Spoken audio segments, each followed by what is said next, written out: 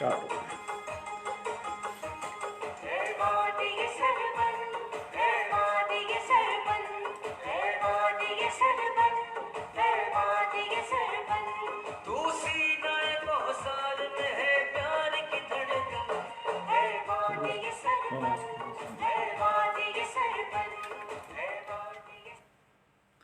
अस्सलाम वालेकुम।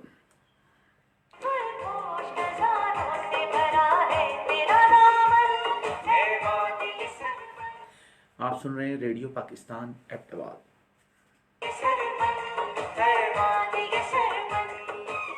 मैं हूं आपका मेज़बान डॉक्टर राजा काशिफ जंजुआ।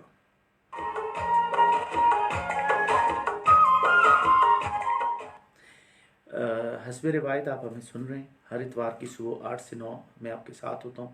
प्रोग्राम प्रोड्यूसर हैं इफ़त अलवी।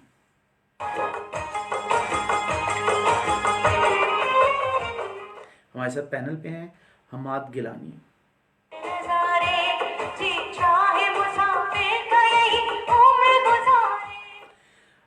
हवा के दोष पे जहां हम आपसे मुखातिब होते हैं, हमारी कोशिश होती है हर हफ्ते कि आपके लिए कुछ ख़बरों पे तबसरे तजज़िये लाएँ, कुछ मालूमात लाएँ। और अभी हमने अपने स्टेशन डायरेक्टर महबूब सरवर सवाती साहब की हिदायत पे बाकायदा आप मेहमानों को बुलाने का भी एक सिलसिला शुरू किया है। अल्हम्दुलिल्लाह आप सुन रहे हैं और ये तीसरा हफ्ता है। और आज हमारे साथ बड़े ही ख़ास मेहमान हैं, उनका हम जिक्र करेंगे आपसे। अपने एक नगमे की जानिब हम बढ़ेंगे। मिली नगमे के बाद हम वापस आएंगे। उसके बाद हम आपको तारुफ भी कराएंगे उनका। आपने जाना कहीं नहीं है, हमें सुनते रहना है।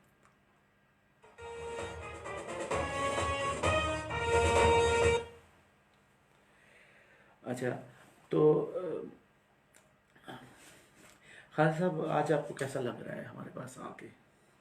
जी, रेडियो पाकिस्तान हमेशा ही हमारे साथ चाहे हेल्थ के इश्यूज़ हैं या जनरल पब्लिक के हेल्थ से रिलेटेड जो मसाइल हैं, उस हेल्थ आवाम तक हमारी आवाज़ पहुंचाने में और उनकी चीज़ों पे क्लैरिटी लाने के लिए हमारे साथ शाना बशाना खड़ा है। इस वजह से मुझे आज बड़ा अच्छा लग रहा है कि मैं आवाम से और अपने ख़ास कर एबटाबाद की आवाम से मैं उनके प्रॉब्लम्स हेल्थ रिलेटेड इश्यूज़ के बारे में एक आगाही का प्रोग्राम कर रहा हूँ, जिसका मैं आपका तहे दिल से शुक्रगुजार हूँ। सर, कुछ जहाँ बहुत सारी बातें होती हैं, बहुत सारी चीज़ें हैं, कुछ आपकी यकीनन इंसान है, कोई निजी ज़िंदगियाँ भी होती हैं। बीच में आपका पता लगा, आपसे बात भी हुई, आपको यकीनन हमने बुलाना भी था। फिर आपकी फैमिली में आपकी खुशदामन जिनको कहते हैं सासों का इंतकाल भी हुआ। उसके लिए सर बहुत अफसोस हुआ। और मैं समझता हूँ कि जिसने दुनिया में आना है उसने जाना है, लेकिन आपके लिए काफ़ी मुश्किल टाइम होगा यकीनन। जी बिल्कुल जी, जब कोई जुदाई होती है, ज़ाहिर है बेरीफमेंट जिसको हम अंग्रेज़ी में कहते हैं, तो वो एक कठिन मरहला होता है। तो आपकी कहाँ सास का इंतकाल कहाँ, सवाबी में ही हुआ था? हाँ, इधर इस्लामाबाद में। अच्छा, Islamabad. Then we shifted to the village. अच्छा अच्छा अच्छा। तो मतलब बस इस दौरान आपके, लेकिन अब आपकी जिम्मेदारियां बढ़ती जा रही हैं, जैसे आप खिदमत करते जा रहे हैं ये आपको जिम्मेदारियां भी ज़्यादा देते जा रहे हैं। तो आप क्या मुतमिन अपने इर्द गिर्द के जो आपके पास स्टाफ है, वो आप समझते हैं काफ़ी स्टाफ है? देखिए जी, काम तो चल जाता है, लेकिन अगर अंदर दिल में वो जज्बा हो, चाहे वो एक आदमी से हो, चल जाता है। और अगर जज्बा ना हो तो 3000 आदमी भी हो तो नहीं चलता। बस सही इसके है। लिए जज्बा चाहिए बस। अच्छा, जज्बे से याद आया कि बिल्कुल हम समझते हैं कि ये तो अभी पिछले महीने पोलियो मुहिम भी आप लोगों ने की, मुसलसल आपके यहाँ से प्रोग्राम्स हो रहे होते हैं, चीज़ें होती हैं। तो आपके यहाँ तो मेरे ख्याल में सांस लेने की भी फुर्सत नहीं मिलती नहीं जी, होगी। हमारा स्टाफ 24 घंटे हकीकत में मसरूफ़ है। पोलियो में, कोविड की एक्टिविटीज़ में, वैक्सीनेशन कोविड की, एसेंशियल इम्यूनाइजेशन में, और अभी ऊपर से मीज़ल्स की एक कैंपेन आ रही है जिसमें बच्चों को मीज़ल्स के लिए इंजेक्शन लगाए जाएंगे नवंबर में। और साथ साथ और पब्लिक हेल्थ रिलेटेड जितनी एक्टिविटीज़ हैं, डेंगू की अभी फिर आमद है, फिर डेंगू ने सर उठा लिया है। तो हेल्थ डिपार्टमेंट हकीकत में अब वो डिपार्टमेंट नहीं रहा कि पहले एक, मैं हमेशा अपने डॉक्टर्स को कहता हूँ कि पहले एक मरीज़ आया, उसने एस्प्रिन की गोली ली, फ्लू की गोली ली और चला गया। नहीं, अब हेल्थ डिपार्टमेंट का परव्यू एक छोटे से लेवल पे, बीएचयू के लेवल पे बहुत वसी है। वो पर पब्लिक हेल्थ रिलेटेड तमाम एक्टिविटीज़ का ज़ामिन है। तो अब चीज़ें ज़रा मुख्तलिफ हो गई हैं, और मैं हकीकत में इसका सिरा इस हुकूमत को जाता है कि हेल्थ के शोबे में बहुत इनकलाबी इकदाम जिनका मैं आपसे जिक्र करूँगा वो शुरू किए गए हैं, और हेल्थ डिपार्टमेंट अल्हम्दुलिल्लाह इस चैलेंज को फेस कर रहा है। ये बड़ी चीज़ है। और आपको कितना टाइम हो गया है इस सारे सिलसिले को, यानी कि डीएचओ, एज अ डीएचओ आपने कब से देखें ज्वाइन जी, मैं मुख्तलिफ पोस्टों पे रहा। मेरी तकरीबन लगभग 27-28 साल सर्विस है, अच्छा। और इस दौरान क्लिनिकल साइड पे भी रहा। 2010 के बाद मैं पब्लिक हेल्थ साइड पे आ गया, और 2017 में मैं फिर डीएचओ लगाया गया। उसके बाद फिर मैं फाटा चला गया, और फिर वापस एबटाबाद डीएचओ। अच्छा, हमारा गुफ्तगू का सिलसिला भी हम आगे बढ़ाते भी हैं। अच्छा, हम बात कर रहे थे एक मिली नगमे की जानिब भी हम गए, और उसके बाद अपने मेहमान का तारुफ, सबसे अहम बात यह है कि किसी भी शख्सियत का तारुफ ये होता है कि जब उसकी गवाही जब लोग देते हैं तो बड़ी उस हवाले से भी मैं ज़रूर जिक्र करूँगा। लेकिन मेहमान हमारे हैं डॉक्टर फैसल खानज़ादा, जो जिनकी अब हाल में उनके पास एक और ज़िम्मेदारी आ गई है, यानी कि वो यूँ कहिए कि वो उन अफराद में से हैं जो आगे बढ़ते हैं और उसके साथ अपनी पूरी टीम को लेके चलते हैं अब बहुत सारी चीज़ों को।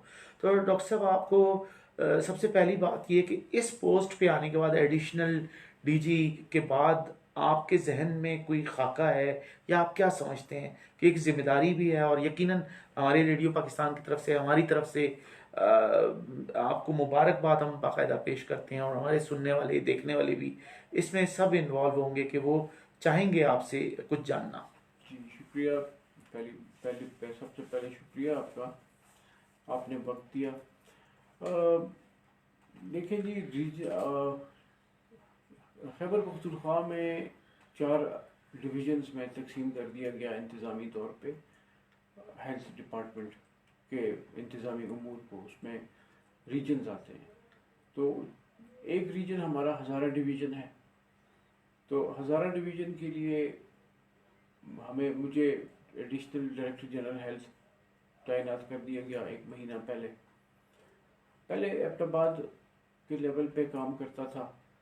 अब एक बहुत बड़ा चैलेंज है कि हम ख़ास तौर पे वो इलाके जहाँ पे पहले वो चीज़ें मुयसर नहीं थी जो कि एबटाबाद, मानसरा और हरीपुर को अवेलेबल हैं, हम आगे बढ़े। बटग्राम और कोहिस्तान के तीनों अजला को हम हेल्थ सर्विस डिलीवरी दें, और वहाँ के लोगों को भी, और एबटाबाद, मानसरा, हरीपुर, बटग्राम के लोगों को भी बेहतर से बेहतर सहूलियात मुहैया करें।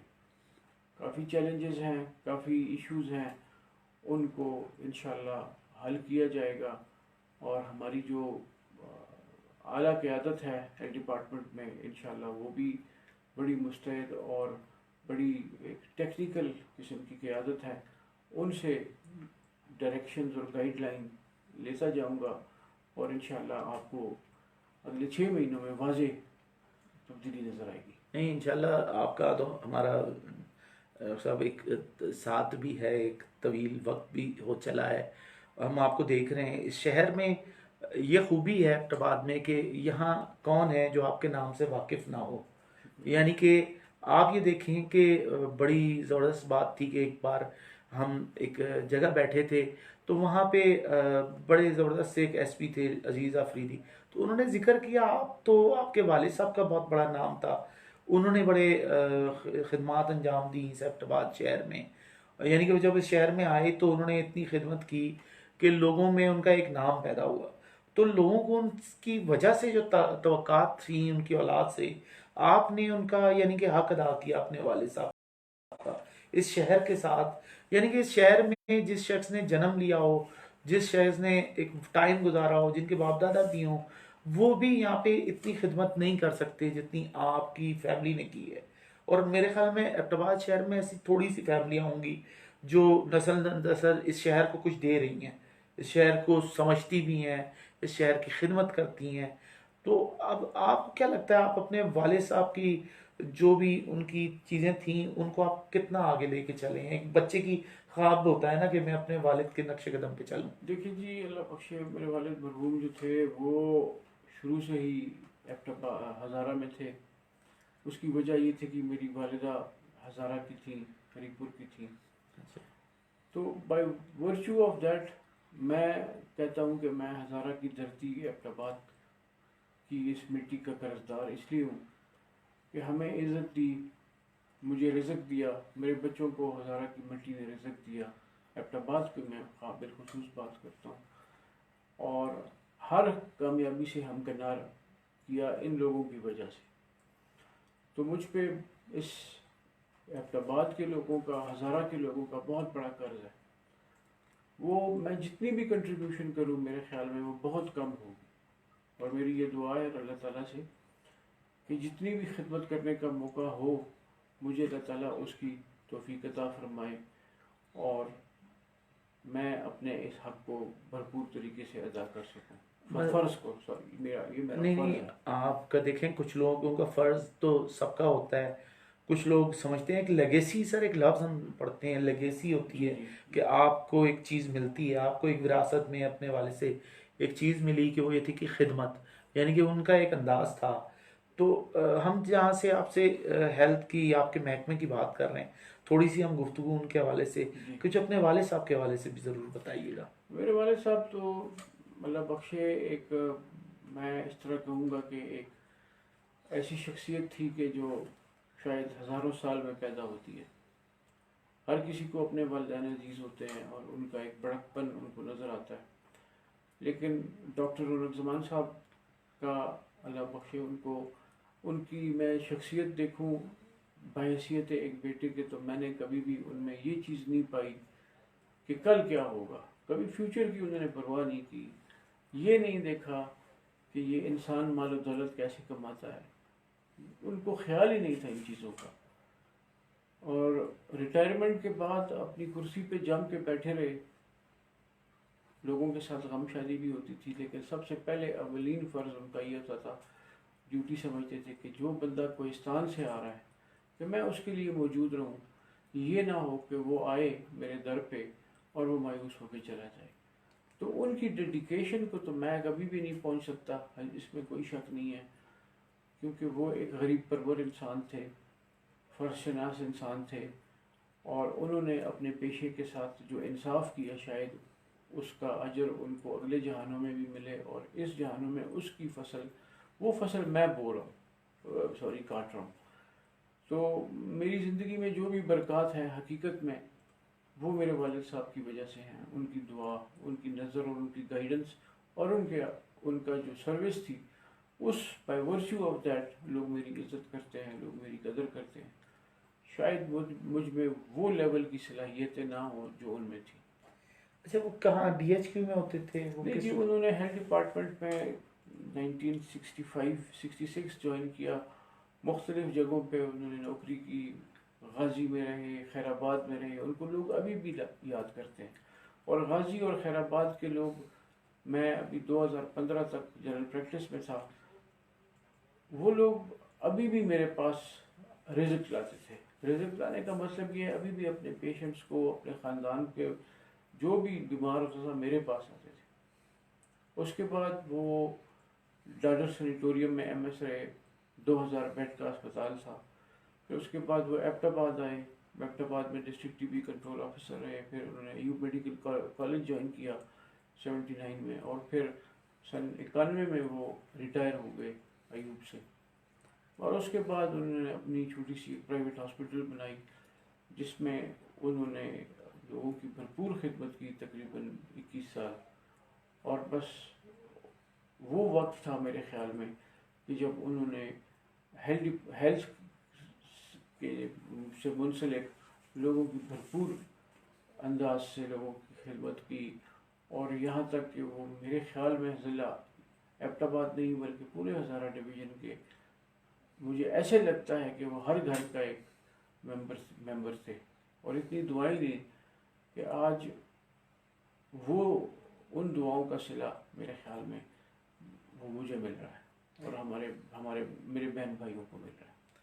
तो उनका कहाँ से ग्रेजुएशन कहाँ से था उनका, एमबीबीएस और सारी चीज़? पेशावर खैबर मेडिकल कॉलेज में और उन्होंने पैदाइश उनकी ग्रेजुएशन कहाँ की। थी? पैदाइश वो बेसिकली थे ज़िला सवाबी, हमारा एक गांव है इस्माइला ज़िला सवाबी में है, अच्छा। वहाँ के हम मेरे वालिद साहब वहाँ के हैं और मेरी वालिदा जो थी अल्लाह बख्शे, वो उनका और अबू के वफात का बीच में कोई 30-35 दिन का फासला था।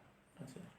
तो वो हरीपुर के साथ एक गांव था जो पहले पानी के नीचे नहीं था, तुरबेले डैम बनने के, अच्छा। उसको हम द्रगड़ी कहते थे। अच्छा। तो मेरी माँ द्रगड़ी की थी और फिर वो जब पानी आया तो खलाबट, ये यहाँ पे ये सेक्टर्स हैं, अच्छा। तो खलाबट में वो आबाद हुए। तो बेसिकली आप ऐसे समझें कि मैं एक डुअल शनाख्त रखता हूँ, हज़ारे की पहचान भी है मेरी, मैं हिंद को भी बड़ी फ्लुएंटली बोलता हूँ क्योंकि मेरी ज़बान हिंद को है, और मैं पश्तो भी बड़ी फ्लुएंटली बोलता हूँ। दोनों ज़बानें बोलता हूँ तो कोई ये नहीं पहचानता कि ये सवाबी वालिद सवाबी का है या हिंद को, या वालदा इसकी वालदा इधर की है। तो बस अल्लाह ताला ने दोनों चीज़ों को मेंटेन रखा हुआ है, उधर भी अपना हुजरा देरा मेंटेन्ड है और इधर भी अपनी रिश्तेदारी जो भी है सारी वो मेंटेन्ड है अल्हम्दुलिल्लाह। तो यानी कि आपकी पर्सनल लाइफ जिस तरह रही वाले साहब, तो पैदाइश आपकी कहाँ, सवाबी की है? जी मेरी पैदाइश आप समझें कि उस वक़्त मेरे वालिद साहब खैराबाद जो अटक के पास है, वहाँ पे एक आरिज सी था, वहाँ के इंचार्ज थे। अच्छा। मेरी पैदाइश वहाँ की है बेसिकली। अच्छा। अच्छा। तो आपकी ग्रेजुएशन एमबीबीएस? मैंने अयूब मेडिकल कॉलेज, मैं शुरू से बर्न हॉल में पढ़ा सन 1974 से लेके और 86 तक। एफएससी भी मैंने वहीं से की। हमारे ज़माने में उस वक्त वो ब्रिटिश डच होते थे, हॉलैंड के फादर्स होते थे। अच्छा। अच्छा। उसके बाद 79 में आर्मी वाले आ गए, आर्मी ने टेक ओवर किया। मैंने अपना सारी स्कूलिंग जो थी बर्न हॉल में की, फिर उसके बाद मैं अयूब में, और अयूब के बाद मुख्तलिफ पोस्ट ग्रेजुएशन में इन्वॉल्व रहा। अच्छा, आपकी सारी तालीम इस तरह रही। जी जी। और वाले साहब का कब आपके इंतकाल हुआ? 2012 में। अच्छा, 2000। तो अच्छा, आपके वाले साहब से बहुत सारी चीज़ें हैं, जैसे हमें अजीज़ आफरीदी जो एसपी रिटायर हुए, उनसे हम एक महफिल में बैठे, तो उन्होंने कहा कि कहीं उनके वाले साहब को कोई ज़रूरत थी, किसी गए वहाँ रात में गए तो उन्होंने पैसे भी नहीं लिए और इंजेक्शन भी बड़ा महंगा था, तो कहने लगे वो भी दे दिया।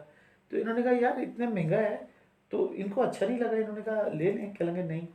तो फिर ये उसके बाद दोबारा कभी गए तो वो बल्कि एक की जगह 2 इंजेक्शन लेके गए और कहने लगे ये ले लें, कहने लगे नहीं लेता। तो कहने लगे जब बाद में कोई और आपके पास शाम में आ जाता है उसको दे दीजिएगा। तो उस सूरत में आपके वालिद साहब ने कबूल किया। आपके वालिद से मेरा पहला तारुफ इस तरह से था कि एक महफिल में बैठे हुए हैं हम, और यानी कि आप सोचें कि आपके वालिद का जिक्र खैर यहाँ एबटाबाद की किन किन महफिलों में होता होगा, आप सोचें। तो आपको कैसा महसूस होता है वालिद साहब का जिक्र? मेरे वालिद साहब जो थे जी, वो अल्हम्दुलिल्लाह एक ऐसी शख्सियत थी, जैसे मैंने शुरू में कहा, उनको कल की फिक्र नहीं थी कि कल क्या होना है।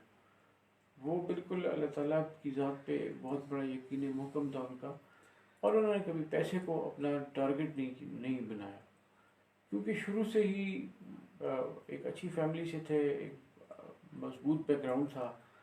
तो उन्होंने अपनी प्रैक्टिस में या अपनी मेडिकल शोबे में उन्होंने कभी ये नहीं देखा कि मैं कितने मरीज देख रहा हूँ, मुझे कितना पैसा आ रहा है, बल्कि वो ये कहते थे कि जब उन्होंने अपनी प्राइवेट अस्पताल बनाई, वो मुझे कहते थे, वो रूहानी तौर पे भी एक बड़ा आला मुकाम रखते थे।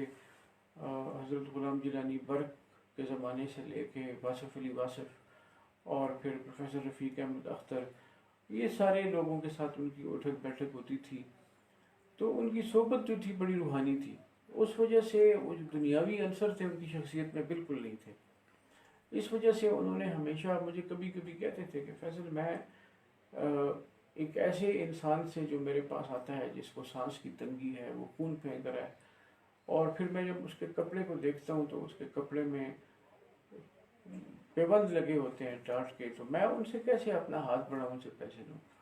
तो तुम ये दुआ करो कि अल्लाह ताला हमारे रिज़्क़ का ज़रिया कोई ऐसा करे मुतबादिल कि हम ये काम मुफ्त करें। तो आप हकीकत जानिए कि मैंने जब वालिद साहब मेरे फौत हुए तो उसके बाद 1-2 साल तक मैंने प्रैक्टिस की, लेकिन वही उनका ख्याल मुझे आस्ता आस्ता तंग करता था। तो खर्चे नहीं पूरे होते थे, अस्पताल के स्टाफ की तनख्वाह नहीं पूरी होती थी, हमने अपनी बिल्डिंग नहीं बनाई अब उन्हें अस्पताल की, वो किराया नहीं पूरा होता था। तो बस फिर मैं एडमिनिस्ट्रेशन कैडर में आ गया और फिर मैंने वो प्रैक्टिस छोड़ दी। लेकिन ये है कि मेरे मरीज़ जो मेरे अबू के पास आते थे वो अब भी मेरे पास आते हैं, और जितना मुझसे हो सकता है तो मैं उनको फ्री बिला किसी मुआवजे के उनको मैं देखता हूँ।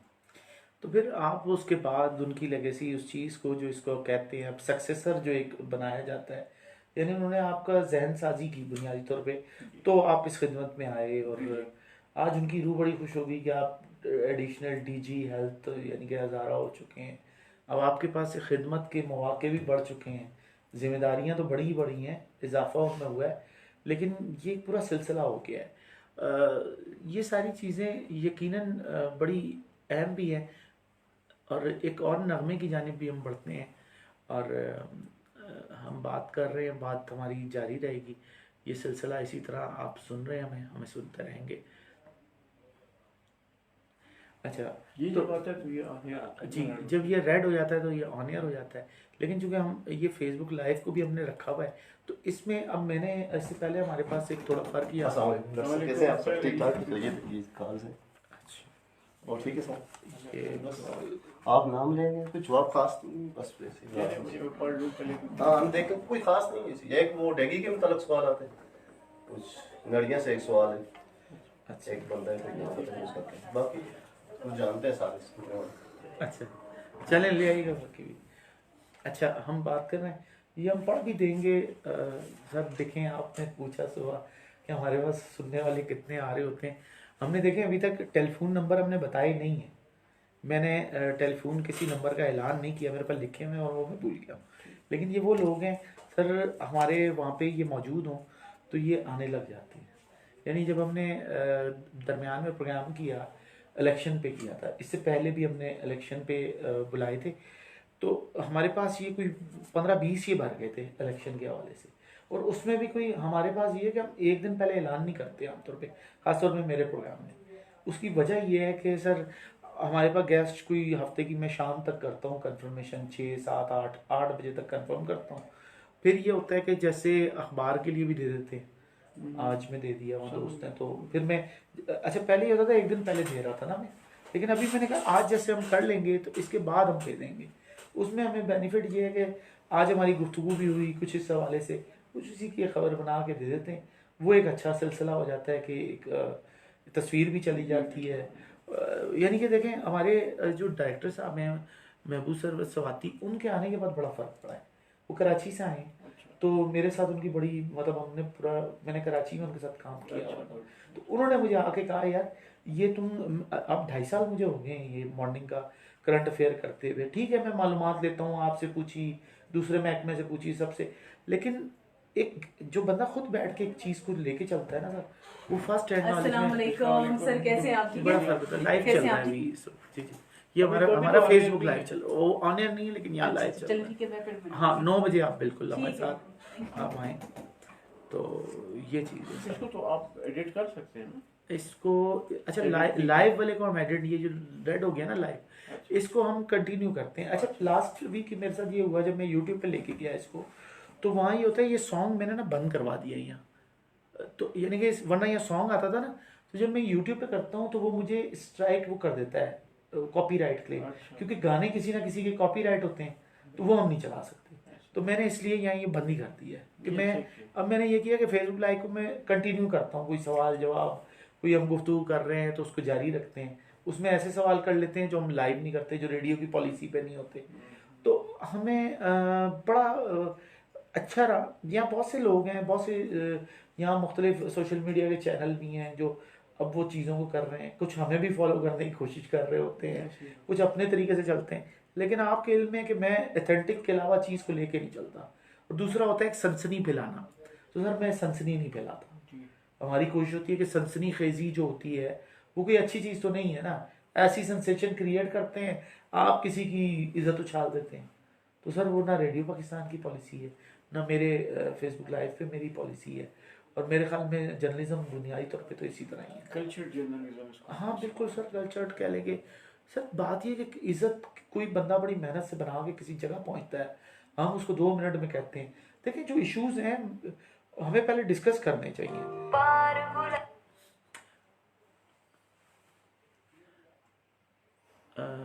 हम नगमे के बाद अब वापस आ चुके हैं। हमारे साथ मेहमान हमारे हैं डॉक्टर फैसल खानज़ादा। डॉक्टर फैसल खानज़ादा अभी हमसे गुफ्तगू कर रहे थे। हमारा जो वक्त होता है उसके दौरान हमारी ये तीसरा हफ्ता है, हमारी कोशिश है आपके लिए बड़े ही ऑथेंटिक चीज़ लेके आएँ, उसको आप तक पहुंचाएं और बड़े खूबसूरत पैराए में आप तक पहुंचे। और डॉक्टर फैसल खानज़ादा का जब नाम आता है एबटाबाद में तो हमारे जहनों में उनके वालिद साहब का एक इमेज बनता है। क्योंकि हम कहते हैं कि जो वालिदैन कुछ चीज़ें ऐसी करके जाते हैं ठीक है जिनके बाद उनकी औलाद भी उस चीज़ को लेके आगे बढ़ती है। और ये इतना आसान नहीं है, लेकिन ये सारी चीज़ें हमें करनी है कि फैसल खानज़ादा उन लोगों में से हैं इस एबटाबाद में, इस हज़ारे में, इस सूबे में, इस मुल्क में, उन चंद लोगों में, हम गिनती के लोगों में कह सकते हैं कि जिनके वालिद साहब के कामों को वो अपने लेके आगे बढ़े। उनकी खिदमत थी, उनके वालिद साहब करते रहे, उनकी औलाद कर रही है। तो मेरी कोशिश होती है, मेरी ख्वाहिश भी होती है कि मैं ऐसे लोगों को भी आप तक लाऊं जब हम उनसे तारुफ कराएं। क्योंकि देखिए सक्सेसफुल आदमी, अच्छा आदमी वो है जो अपने वालदैन को भी लेके चले, कहे कि वो मैं जो हूँ उनकी वजह से हूँ। और फैसल खानज़ादा ये बिल्कुल ओपन कहते हैं कि मैं अपने वालिद साहब की लेगेसी को लेके चल रहा हूँ, उनका मैं एक सक्सेसर हूँ। और यकीन कीजिए कि हमारे लिए ऐसे माशरे में कि जहाँ हम गाने सुनते हैं, हम फिल्में देखते हैं, जहाँ पे रोल मॉडल एक खातून होती है, एक इश्क मोहब्बत होता है उसका। लेकिन मेरी कोशिश ये हमेशा से रही कि हम सोसाइटी के उस पहलू को सामने लाएं कि जब कोई शख्स की का रोल मॉडल उसका वालिद हो, उसकी वालदा हो, वो अपनी उनको लेके चल रहा हो और उन्हीं की चीज़ों को वो आगे बढ़ाए। ये माशरे की खूबसूरती है, ताकि आप लोग, हमारे देखने वाले, हमारे सुनने वाले, हमारे आने वाली नस्लें अपने वालदैन से मुतासिर हों, उनकी इज्जत करें।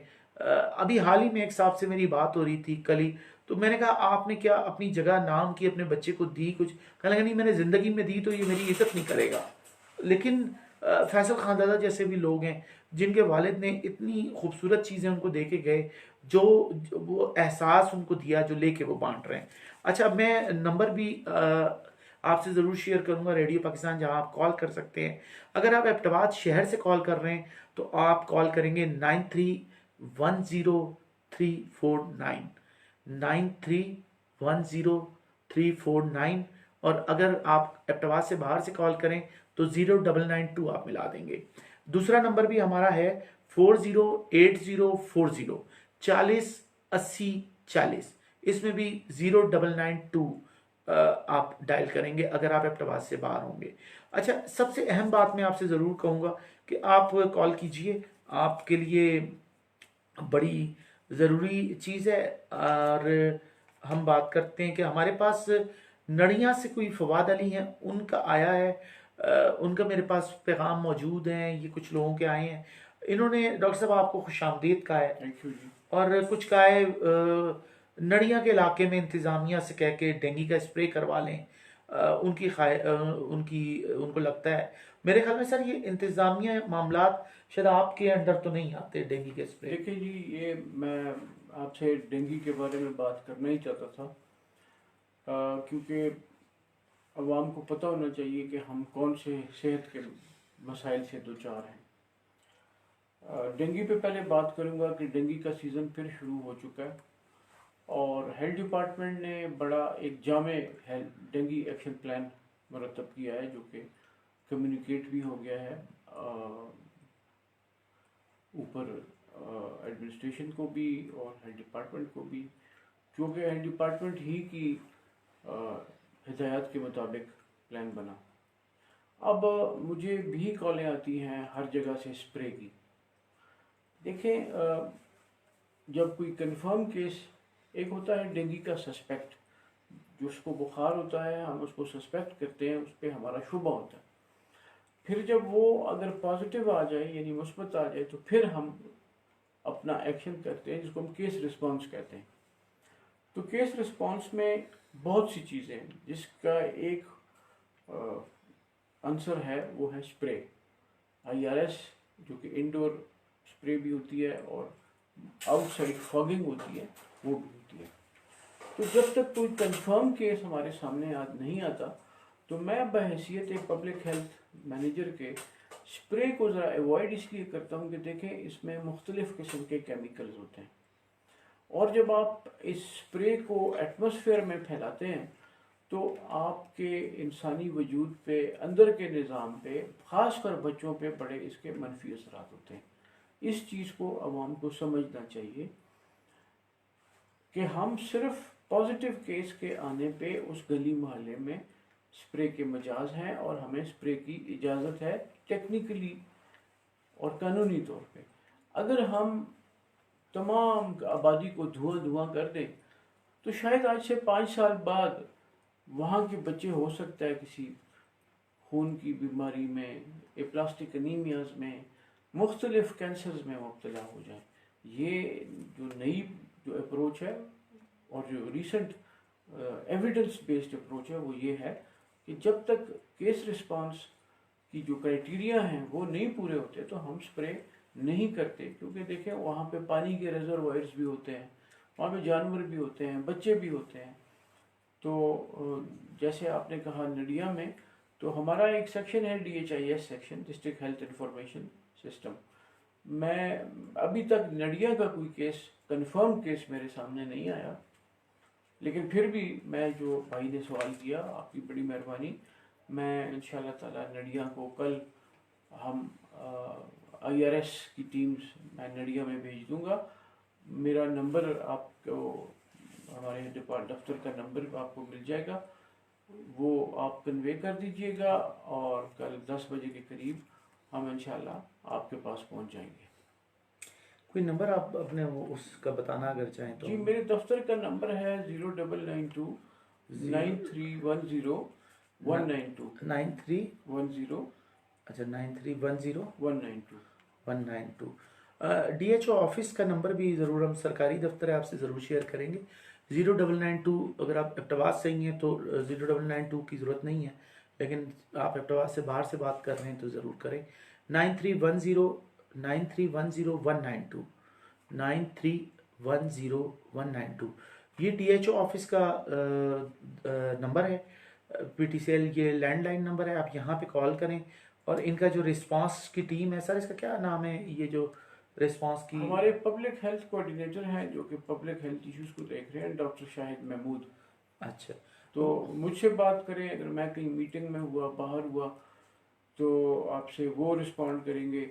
लेकिन अगर मेरा मोबाइल भी लेते हैं, मेरा मोबाइल नंबर ले लें, क्योंकि हम आवाम ही का दिया हुआ रिस्क खाते हैं। तो मुझे चाहिए कि मैं आवाम के लिए 24/7 अवेलेबल हूँ। तो मेरा नंबर भी आप इनको दे दीजिए, मेरा पर्सनल नंबर। ठीक हो गया, ये रेडियो पे फ़ोन कर लेंगे जी, जी। तो इनको डायरेक्ट ये नंबर भी हमने दे दिया है।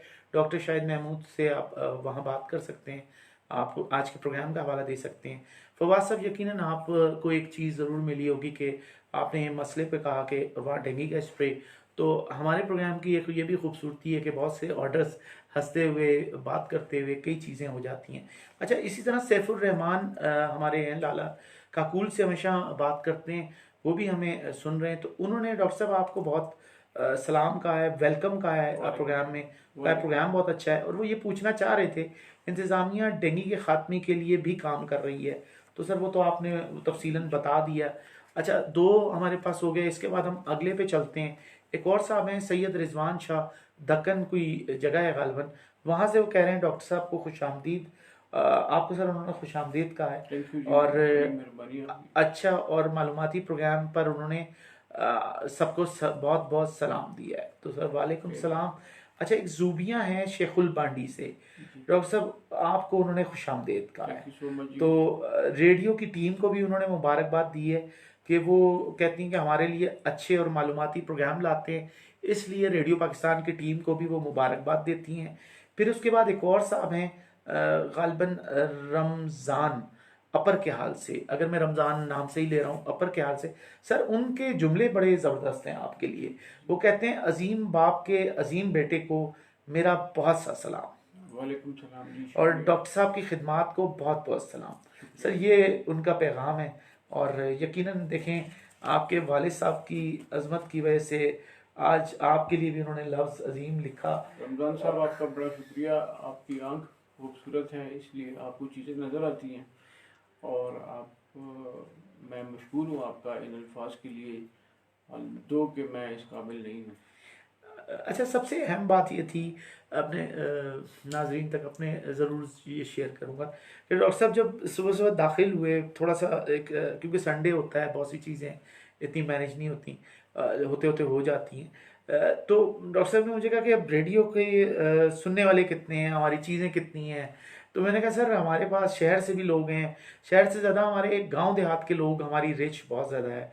तो सर, ये आपने देखा कि लोगों ने, अब ये नंबर हमने शेयर नहीं किया था अपने PTCL नंबर, इसके बगैर, यानी कि जिनको ये नंबर हमारे पता है, जो दिन में या मुख्तलिफ प्रोग्राम्स में कॉल करते हैं, ये उनकी कॉलें आई हुई हैं।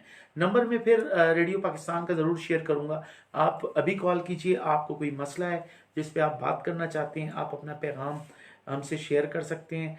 आप कोई सजेशन देना चाहते हैं, वैक्सीनेशन पे आपका कोई सवाल है, आपका किसी और हवाले से सवाल है, तो कीजिए 9310 349, ये नंबर है 9310 349।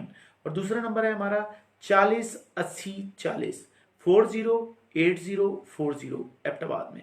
और अगर आप एबटाबाद से बाहर से कॉल कर रहे हैं, किसी दूसरे ज़िले से या पूरे पाकिस्तान से, कहीं भी आपको लगता है आपको आपका गांव यहाँ पे है और आपने सर से कोई राब्ता करना चाहते हैं, या कोई आपका कोई हेल्थ से रिलेटेड कोई सवाल है, तो आप 0992 मिला लीजिए, 0992 408040 408040, ये मिलाएं हमसे। हमारा वक्त यकीनन इख्तिताम पजीर हुआ चाहता है, और डॉक्टर साहब की बहुत खूबसूरत सी बातें, बहुत सारी मालूमात भी वो लेके आते हैं। डॉक्टर साहब, एक चीज़ और ज़रूर पूछना चाहूँगा। वैक्सीनेशन पे सर बात। हाँ, वैक्सीनेशन पे मैं करता हूँ, लेकिन मेरे पास 2 मिनट आप ज़रूर देंगे।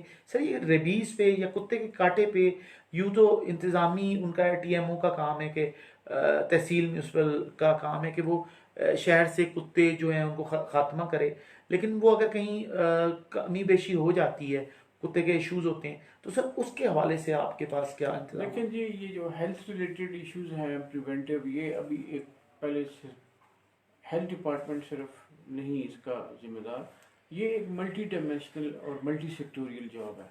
चाहे वो डेंगू है, चाहे वो रेबीज़ है। अब रेबीज़ के बारे में आपको ये बताऊं कि जहाँ कैंट का एरिया है, वहाँ तो कैंटोनमेंट बोर्ड इज़ रिस्पॉन्सिबल कि वो ऐसे आवारा कुत्तों को एलिमिनेट करे। जो कैंट के एरियाज़ नहीं हैं, वो जो हमारी जुरिस्डिक्शन में आते हैं, हम वहाँ पे अपनी टीमें, सैनिटरी इंस्पेक्टर्स हैं, हम वहाँ भेजते हैं और वो उन कुत्तों को एलिमिनेट करते हैं।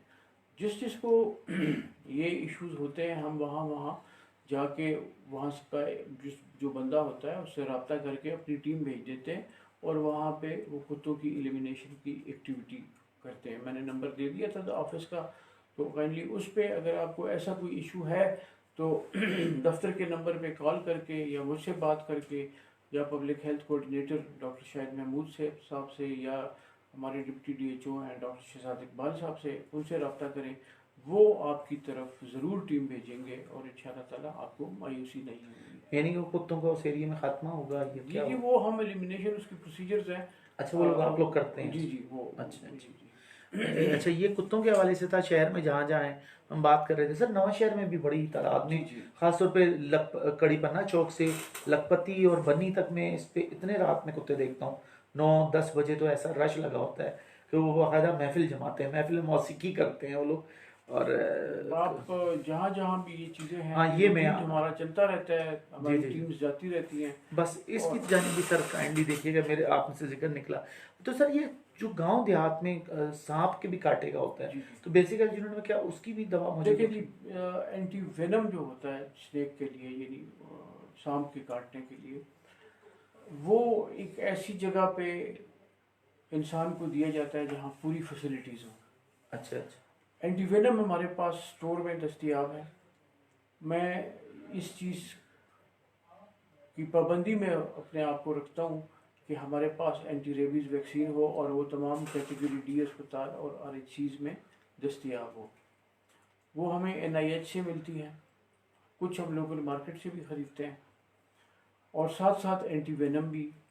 तो एंटीवेनम हमारे पास होता है, उसका सिर्फ़ और सिर्फ मजाज वो जगह होता है जहाँ पे फैसिलिटीज़ हो, मसलन अयूब टीचिंग हो गया, DHQ हो गया, या इवन कुछ हद तक कैटेगरी डी अस्पताल में भी हम एंटीवेनम मरीज को दे सकते हैं।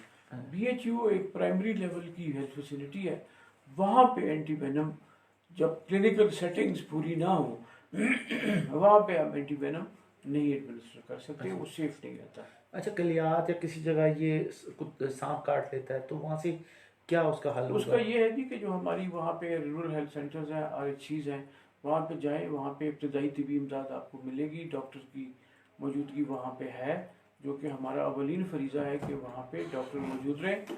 अगर किसी डिस्पेंसरी में हैं तो वहाँ पे मेडिकल टेक्नीशियंस हैं, उनको इन चीज़ों का पता है। उसके बाद वो उनकी जो मुल्हिका कैटेगरी D है या DHQ है, वहाँ पे उन मरीज़ों को हम आप भेजा करें। ये अगला भी पैगाम है। ये 2 पल के पैगाम आ चुके हैं हमारे पास। इनाम सर ने इजाज़त दे तो मैं ले लेता हूँ। काजी आबिद हैं नवा शहर से। प्रोग्राम के वाले से कहते हैं प्रोग्राम अच्छा है, डॉक्टर साहब को बहुत बहुत सलाम। सर आपको सलाम पेश किया। अच्छा, फिर सरदार शुएब हैं नमली मेरा से। वो कह रहे हैं कि आप सबको सलाम, प्रोग्राम अच्छा है। सर उन्होंने भी सलाम दिया। नमली मेरा तक तो सर हमारी आवाज़ जा रही है और लोग सुन भी रहे हैं हमें। अच्छा सर, ये चीज़ है, अगर रात में कोई ऐसा कर लेता है, ये सांप वगैरह या कोई भी बिच्छू कोई चीज़, तो उसका आप फर्स्ट रिस्पांस या फर्स्ट एड आप क्या कहते हैं? फौरी तौर पे शहर पे लाने से पहले पहले क्या करना देखिए जी, चाहिए? वहाँ पे जो भी आपकी करीबी डिस्पेंसरी है जी, डिस्पेंसरी है, BHU है, RHC है, वहाँ पे जाएं। RHC हमारी 24/7 होते हैं। कुछ RHCs हैं जो अभी तक 24 घंटे नहीं चल रहे, मसलन काला पानी है। काला पानी के लिए अभी हेल्थ मिनिस्टर साहब और हमारे CM साहब ने स्पेशल फंड रिलीज़ किया, उसकी रिवैम्पिंग और उसकी रिपेयर कंप्लीट हो चुकी है। उसके लिए स्टाफ भी पेशावर से पहुंच चुका है, और इंशाल्लाह 1 महीने 15 दिन के अंदर वो RHC भी 24/7 चलेगा। तो नथिया गली RHC, सिविल हॉस्पिटल खैरा गली, ताजवाल, ये काला पानी और मोरी बड़बैंड, ये सारे RHCs हैं इंशाल्लाह, जो कि 15-20 दिनों में 24/7 चलेंगे। और क्योंकि अब यहाँ पे डॉक्टर्स की कमी पूरी हो चुकी है, और इनको इंशाल्लाह ताला हम इन चीज़ों से इक्विप करेंगे। जी, ये बड़ी अहम मालूमात है कि कई जगहों का डॉक्टर साहब ने हमारे सामने ऐलान भी फरमा दिया कि कहाँ कहाँ एक्टिविटी होने जा रही है। सर सुना है नवाशहर जो बेसिक हेल्थ यूनिट है वहाँ को भी आपने कोई अपग्रेड किया है, कुछ उसके हवाले से जी बताएं। जी जी, सिर्फ नवा शहर नहीं है, वज़ीर आला खैबर पख्तूनख्वा की विज़न के मुताबिक, हेल्थ मिनिस्टर साहब की विज़न के मुताबिक उन्होंने इस पे बहुत वसी काम किया और दिन रात काम किया। और एबटाबाद में basic health unit Nambal, basic health unit Kothiala, basic health unit Nawashahr और RHC खैरा गली, यहाँ पे उन्होंने MCH सर्विसेज और इमरजेंसी सर्विसेज 24 घंटे देने का ऐलान नहीं किया सिर्फ, बल्कि उसको हमने रिपेयर और उनको इक्विप करने का मरहला जारी है। और मैं इंशाल्लाह ताला महीने के अंदर अंदर या महीने से कम, ये जो सेंटर्स के मैंने नाम लिए, ये आप देखिएगा कि एक मिसाली 24/7 सेंटर होंगे। यहाँ पे बच्चा व बच्चा की सहूलियात होंगी 24 घंटे।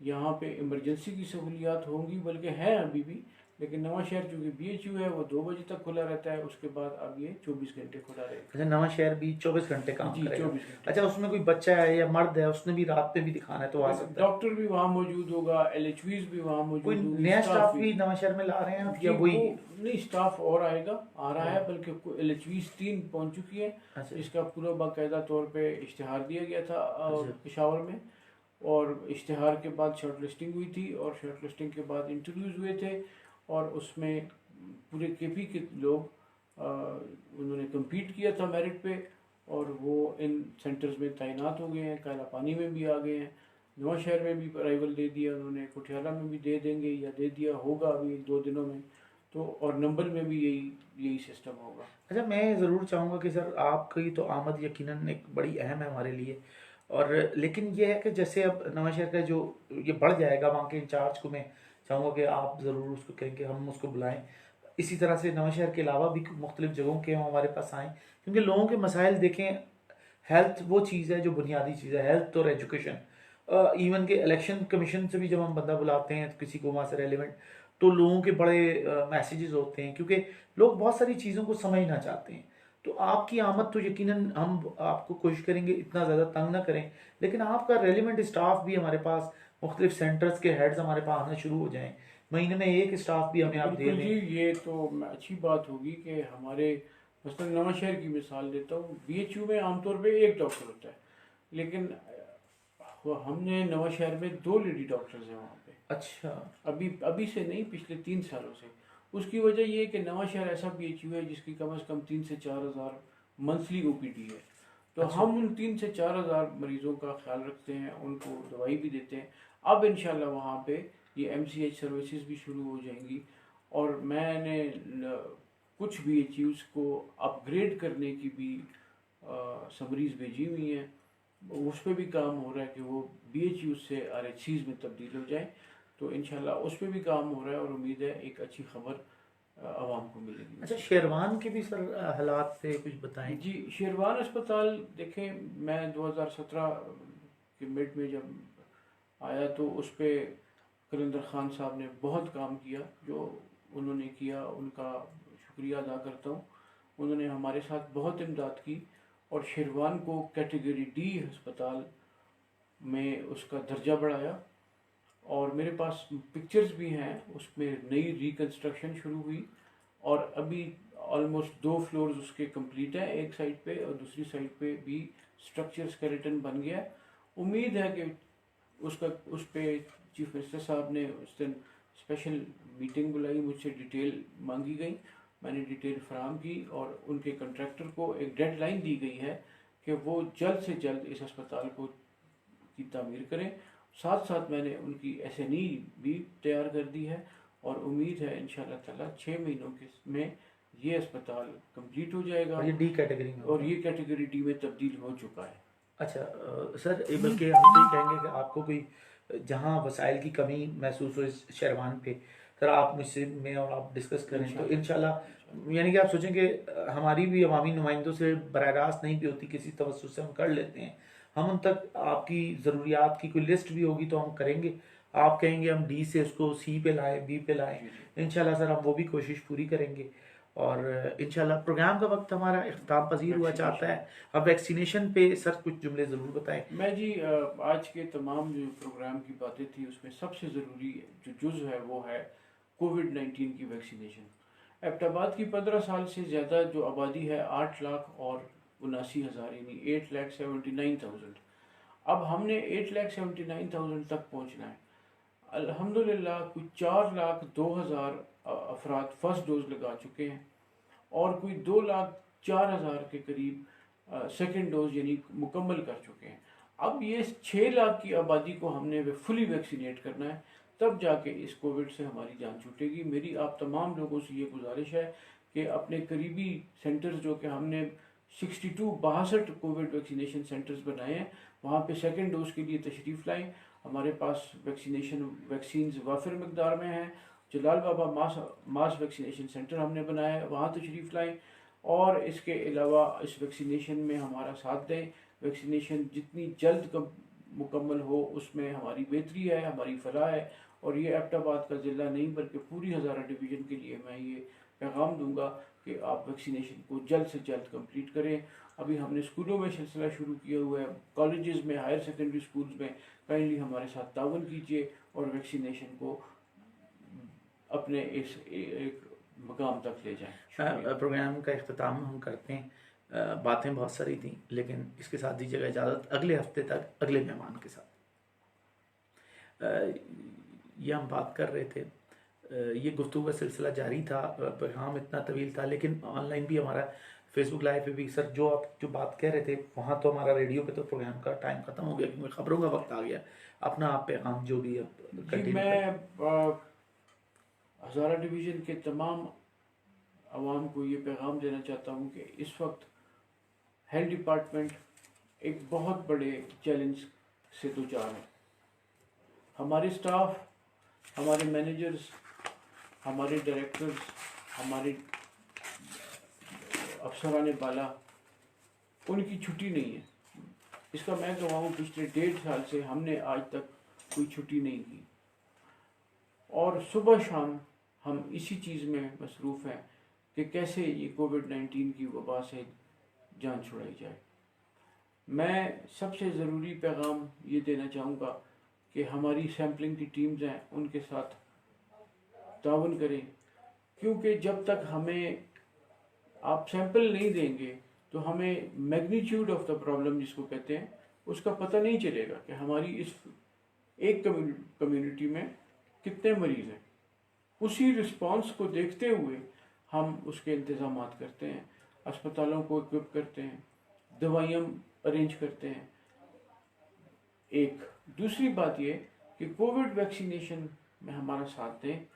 अभी हमने अपने अहदाफ पूरे करने हैं।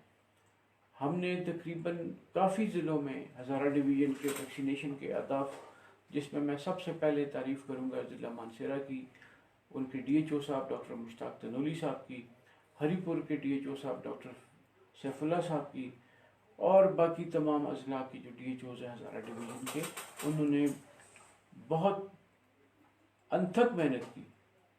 तो मैं एबटाबाद, मानसरा, हरीपुर, बटाग्राम, कोहिस्तान, कोलाई पालस और ये बाकी जो अपर कोहिस्तान यानी लोअर कोहिस्तान, इनके अवाम से दरख्वास्त करूँगा कि वैक्सीनेशन में बढ़ चढ़ के हिस्सा लें, वैक्सीनेट करवाएं।